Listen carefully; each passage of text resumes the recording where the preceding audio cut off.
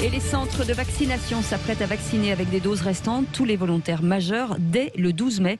Le lieutenant-colonel Aurélien Maninck est avec nous, responsable des 4 centres de vaccination de l'Hérault, qui est géré par les sapeurs-pompiers. Bienvenue. Oui, bonjour lieutenant-colonel Aurélien Maninck. Bonjour. Merci d'être avec nous. Qu'est-ce que ça va changer alors donc à partir de la semaine prochaine, cette vaccination élargie pour tous, à condition évidemment qu'il y a des doses? Alors, très concrètement, actuellement, les rendez-vous sont pris par les candidats à la vaccination sur des plateformes telles que Doctolib ou par le numéro national et régional mis en place.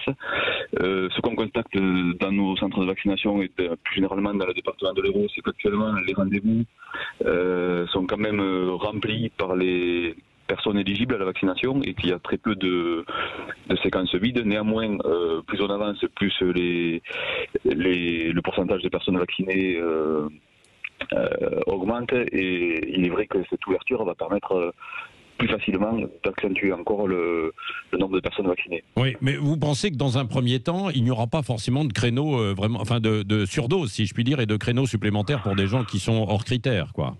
Alors pour être très concret, nous aurons les rendez-vous une semaine avant, compte tenu des informations qui nous sont données par l'ARS, notamment sur les dotations. Oui.